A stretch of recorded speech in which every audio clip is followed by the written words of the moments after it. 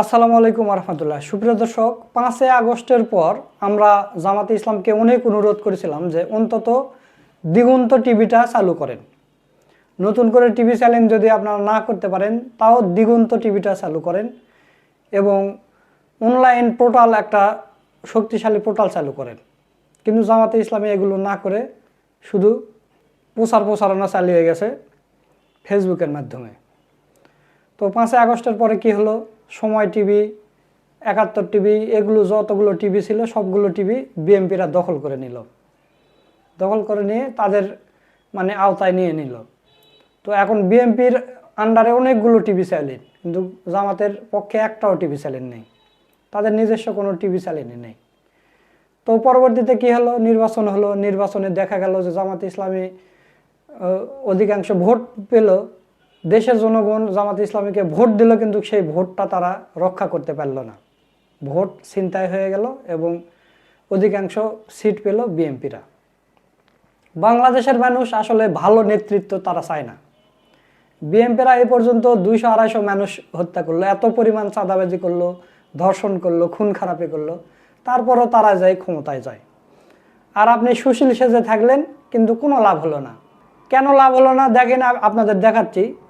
একটা খুনের আসামি, তাকে 3টা মন্ত্রণালয় দেওয়া হয়েছে।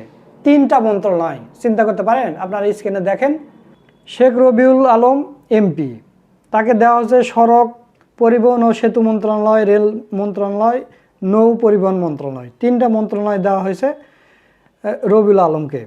তো এখন রবিউল আলমকে সেটা এখন দেখেন যে দীপ্ত টিভির কর্মী হত্যায় গ্রেপ্তার 6, রবিউল আলম এখনও ধরাছোঁয়ার বাইরে।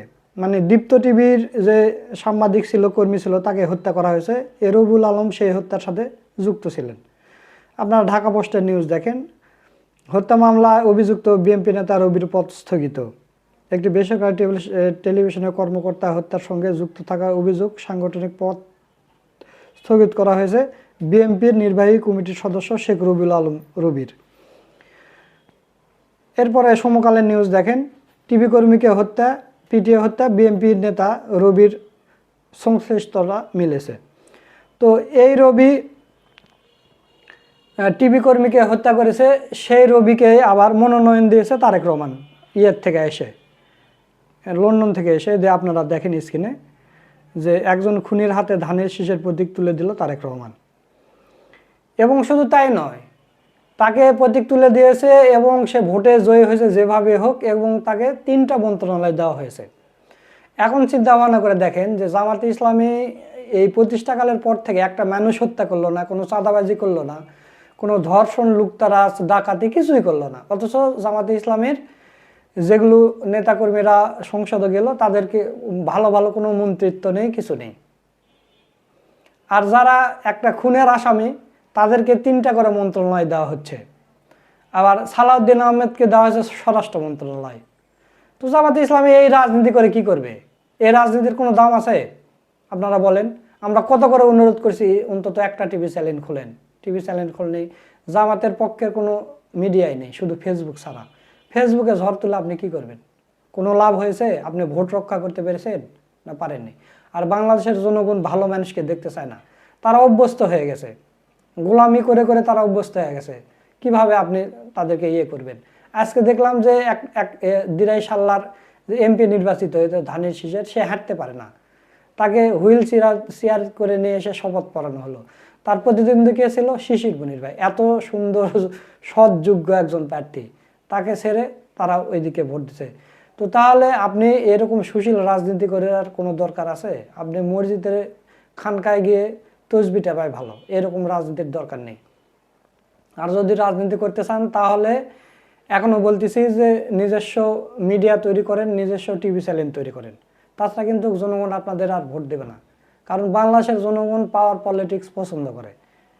আপনারা দেখলেন না, বিএনপি এত পরিমাণ মানুষ খুন করলো এবং খুনের আসামিদেরকেও তার জেল হয় না, কিছু হয় না, সে প্রার্থী হলো, প্রার্থী হওয়ার পরে জিতলো, জেতার পর 3টা মন্ত্রণালয় পায়। তারেক রহমান 3টা মন্ত্রণালয় দিয়েছে একজন খুনের আসামিকে। আর যারা ঋণ খেলাপি আছে ওদের কথা বললামই না, 39 জন প্রার্থীর 26,000 কোটি ঋণ খেলাপি, একটা পদ্মা সেতুর টাকা তারা ঋণ খেলাপি করেছে। কোন সময় করেছে? হাসিনার আমলে করেছে। তো তাহলে তারা কেমন বিএনপি? যারা বিএনপির নেতাকর্মী ছিল তারা তো বাসায় থাকতে পারেনি, পালিয়ে বেড়াতে হয়েছে। আর এরা ওই হাসিনার আমলেই ব্যাংক থেকে ঋণ নিয়ে সেগুলো টাকা দেয়নি। তাহলে বুঝতে হবে তাদেরকে আপনি নমিনেশন দিয়েছেন, তারা আবার পাশ করেছে। এবং মন্ত্রিসভার সবগুলো ভালো ভালো মন্ত্রিত্ব বিএনপিরা নিয়ে নিয়েছে। আপনাদের কি দিয়েছে? মুক্তিযুদ্ধ মন্ত্রণালয়, যেগুলো মন্ত্রীর কোনো পাওয়ার নেই, কিছু নেই, সেগুলো আপনাদের দিবে। হয়তো কৃষি মন্ত্রী দিবে, ওই মুক্তিযুদ্ধ মন্ত্রী দিবে। এগুলো দিয়ে কি করবেন আপনি? সবসাইডে স্ট্রং মন্ত্রী যেটা স্বরাষ্ট্র মন্ত্রণালয়, সেগুলোই তো চলে গেছে। তারপরে সেতু মন্ত্রী, নৌমন্ত্রী সবগুলোই চলে গেছে ওদের হাতে। আপনাদের কিছু দিবে না। যেগুলো ওই ঝাড়ু ঝুড়ু দিয়ে যেগুলো থাকবে নিচের দিকে, সেগুলো আপনাদের দিবে। আর সংসদে গিয়েও তো আপনারা তাদের সাথে পারবেন না, কারণ সংসদে তারা সংখ্যাগরিষ্ঠ। যে কোনো একটা আইন পাশ করতে তারাই সব হাত দিবে, আপনারা যতই না দেন কোনো লাভ হবে না। তো এইভাবে রাজনীতি করলে কিন্তু সামনের দিকে টিকা যাবে না। মানুষ আপনাদের পছন্দ করে, ভালোবাসে, ভোটও দিয়েছে, সেই ভোটও আপনারা রক্ষা করতে পারেননি। সেদিন যখন নির্বাচনের স্থগিত করে দেওয়া হলো, তখনই যদি আপনারা আন্দোলনে নামতেন তাহলে কিন্তু এরা সোজা হয়ে যেত, কিন্তু আপনারা তাও করেননি। সুপ্রিয় দর্শক, আপনাদের মতামত কি? আপনারাও কি আমার সাথে একমত কিনা? আপনাদের মূল্যবান মতামতটা অবশ্যই কমেন্ট করে জানিয়ে দিবেন যে জামাতে ইসলামী এইভাবে যদি রাজনীতি করে যায়, তাহলে কি এই বাম শক্তি বা বিরোধী শক্তি, যারা ইসলাম বিরোধী শক্তি, এদের সাথে কি পেরে উঠবে?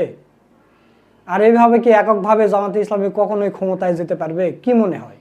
জামাতে ইসলামের নিজস্ব কোনো মিডিয়া নেই, কিছু নেই। জামাতে ইসলামীর যদি আজকে 2-4টা স্ট্রং মিডিয়া থাকতো, অনলাইন পোর্টাল থাকতো, তাহলে কিন্তু জামাতে ইসলামের এত হেনস্থা হতো না। জাতীয় গণমাধ্যম থাকলে ওই যখন ভোট চুরি হচ্ছিল, তখনই কিন্তু জামাতে ইসলামী এদিক থেকে প্রতিরোধ করলে কিন্তু ওদের ভোট চুরি কমে যেত, কিন্তু কিছুই হয়নি। আপনারা দেখেননি ভোট গণনা এখনো 50টা আসন, কোনোটা 53টা আসন, কোনোটা 35টা আসন বাকি আছে। এর আগেই ফলাফলে ঘোষণার আগেই টিভি চ্যানেলে দিয়ে দিছে তারেক রহমান হয়ে গেছে, উমুকে এমপি হয়ে গেছে, উমুকে বিপুল ভোটে জয়ী হলেন। এভাবে দেয়নি, নিউজ দেয়নি, আপনারা দেখেননি। অথচ সত্য কি দেখা গেল যে এখন পর্যন্ত গণনায় হয়নি। ডাক্তার খালিদুজ্জামান ঢাকা 17 আসনে, ডাক্তার খালিদুজ্জামান ওখানে এখনো 53টা আসনের ভোট গণনা বাকি, সেখানে তারেক রহমানকে বিজয়ী ঘোষণা করে দেওয়া হয়েছে। মানে আগে মিডিয়া হাইপ তুলেছে, পরবর্তীতে ওই হাইপ অনুযায়ী ওই কর্মকর্তা যারা ছিল তারা সেই অনুযায়ী কাজ চালাছে।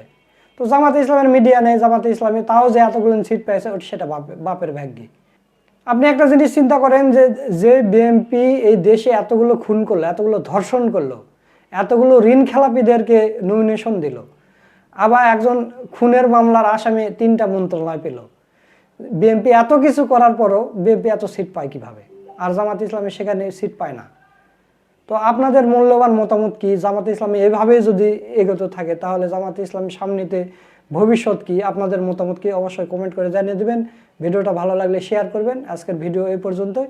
পরবর্তীতে কোনো নতুন ভিডিও নিয়ে আবার আপনাদের সামনে আসবেন ইনশাল্লাহ। সে পর্যন্ত সবাই ভালো থাকবেন, সুস্থ থাকবেন। সকলকে ধন্যবাদ। আসসালামু আলাইকুম ওয়া রাহমাতুল্লাহ।